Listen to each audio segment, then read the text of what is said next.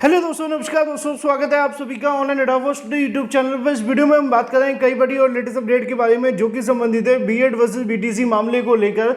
BEd versus BTC मामले को लेकर सबसे बड़ी खबर, सबसे बड़ा झटका देखने के लिए मिला है, जहां पर सभी चयनित बीएड को नौकरी से बाहर करने का आदेश दिया गया है और ये आदेश सुप्रीम कोर्ट ऑफ इंडिया के माध्यम से जारी किया गया है। जारी किए गए ऑर्डर के माध्यम से अगर बात की जाए तो बीएड को हटाकर बीटीसी को नौकरी देने का आदेश दे दिया गया है और इन अभ्यर्थियों के लिए एक लाइन में अगर कहा जाए तो सब कुछ खत्म हो गया है। बीएड करने वाले अभ्यर्थियों को एनसीटी यानी कि national council for teacher education के माध्यम से बर्बाद करके रख दिया गया है। डिटेल में बात करते हैं, सीधे मुद्दे पे आते हैं, साथ ही साथ इस ऑर्डर के बारे में बहुत सारी जानकारी मैं आपको देता हूं, लेकिन उससे पहले चैनल को सब्सक्राइब करके बेल आइकन को दबा लें और वीडियो को लाइक कर दें, इसलिए जिससे कि आपको रियल ऑथेंटिक जानकारी सबसे पहले मिल जाए। बीएड वर्सेस बीटीसी मामले को लेकर आज की तारीख में यह सुनवाई के लिए लगा हुआ था मामला। सुनवाई खत्म हो जाने के बाद सीधी लाइव अपडेट मैं आप सभी को सुप्रीम कोर्ट से ही दे देता हूं। यहां पे आप सभी जानते हैं कि बीएड वर्सेस बीटीसी मामले को लेकर जो आपके सुप्रीम कोर्ट ऑफ इंडिया में 11 अगस्त 2023 को फैसला दिया गया था। अब अगस्त का महीना बीएड करने वाले अभ्यर्थियों के लिए ज़्यादा कुछ लेकर के आता नहीं है, क्योंकि आप जानते हैं कि पहले 11 अगस्त 2023 को ऑर्डर आता है कि बीएड करने वाले अभ्यर्थी प्राथमिक में सम्मिलित नहीं किए जाएंगे। ठीक है, इस ऑर्डर के आधार पर बड़ी संख्या में बीएड करने वाले अभ्यर्थियों को प्राथमिक से बाहर कर दिया गया था। लेकिन उसके बाद में अगर बात की जाए, जो पहले से बीएड करने वाले अभ्यर्थी थे, जो चयनित थे, उनको लेकर सुप्रीम कोर्ट ऑफ इंडिया ने 8 अप्रैल को एक फैसला दिया था, जिसमें उन्होंने कहा था कि बीएड वर्सेस बीटीसी मामले पर इस टर्म्स एंड कंडीशंस को फॉलो किया जाए और जहां पर बीएड करने वाले अभ्यर्थियों की भर्तियां हुई हैं उसमें इस कंडीशन को लगा करके देखा जाए, अगर वो इसमें सही पाए जाते हैं तो नौकरी में रखें, अदरवाइज उनको भी बाहर कर दें। अब उस आदेश के बाद एक बार फिर से मामला सुप्रीम कोर्ट में गया था। अभ्यर्थियों ने रिव्यू याचिका भी दाखिल की थी। रिव्यू याचिका में क्या हुआ वो आप जानते हैं, उसको भी जस्टिस सुधांशु धूलिया के माध्यम से खारिज कर दिया गया था। लेकिन आज एक बार फिर से इस मामले पर देखने के लिए मिलती है सुनवाई। यहाँ पे आप देखिए 18,735 2024 और इस मामले को आज की तारीख में 28/8/2024 को जस्टिस सुधांशु धूलिया और जस्टिस पंकज मित्तल के माध्यम से सुना गया।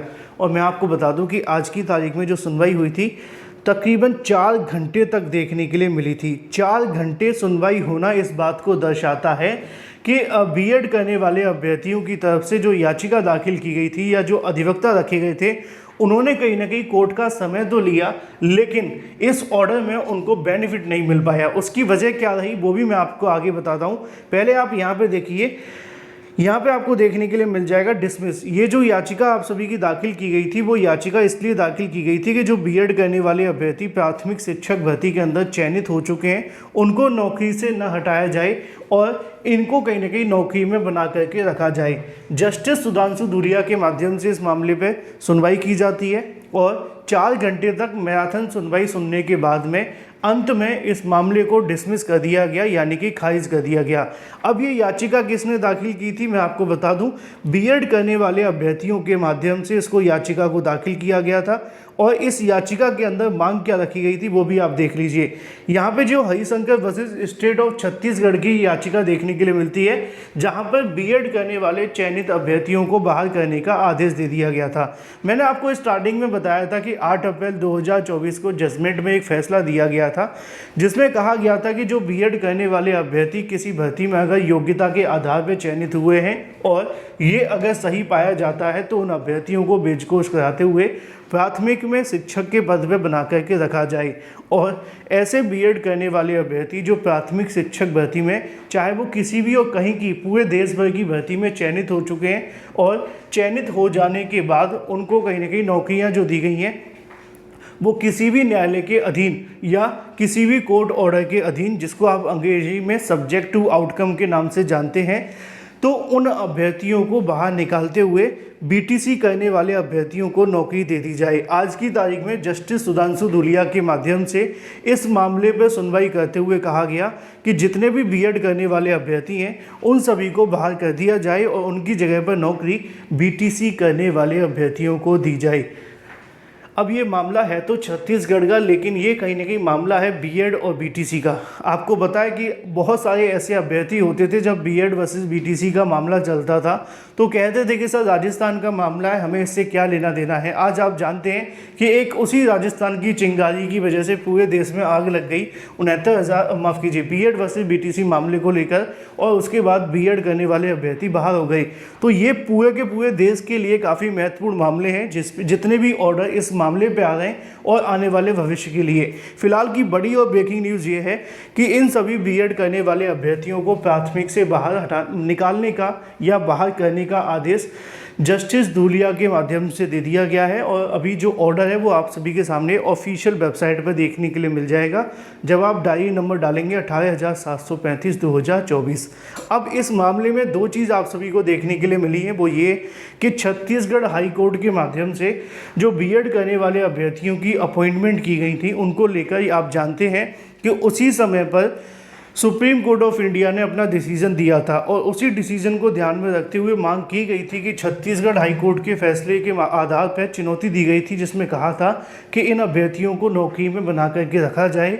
लेकिन सुप्रीम कोर्ट ऑफ इंडिया अपने ऑर्डर के अंदर कहीं ना कहीं कह सकते हैं कि जो 11 अगस्त 2023 को उन्होंने आदेश दिया था, उस आदेश के आलोक में वो अपने डिसीजन को चेंज नहीं कर पा रहे थे। हालांकि बीएड करने वाले अधिवक्ताओं के माध्यम से काफ़ी ज़्यादा कन्विंस करने की कोशिश यहाँ पर की गई थी, लेकिन जो बीएड करने वाले अधिवक्ता हैं उनकी हार उसी दिन हो गई थी जब 11 अगस्त 2023 का जजमेंट आया था, जिसमें बीएड को बाहर कर दिया गया था। तो फिलहाल इन अभ्यर्थियों को नौकरी से हटा करके बीटीसी करने वाले अभ्यर्थियों को सीधे तौर पर नौकरी दी जाएगी।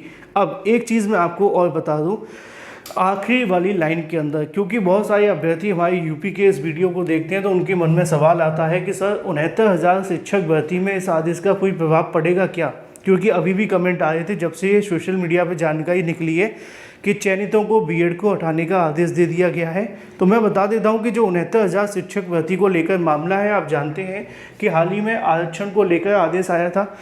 उस आरक्षण के आदेश के अंदर भी इन अभ्यर्थियों की मांग की गई थी कि बीएड को हटा दिया जाए, लेकिन उसमें उन्होंने कोई आदेश अभी नहीं दिया। रही बात गुड्डू सिंह की याचिका को लेकर, तो वो मामला सुप्रीम कोर्ट गया था, उसके बाद क्या हुआ अभी तक तय नहीं हो पाया। आकाश पटेल की एक याचिका लगी हुई थी डबल बेंच के अंदर, वो भी फाइनल नहीं हो पा रही है।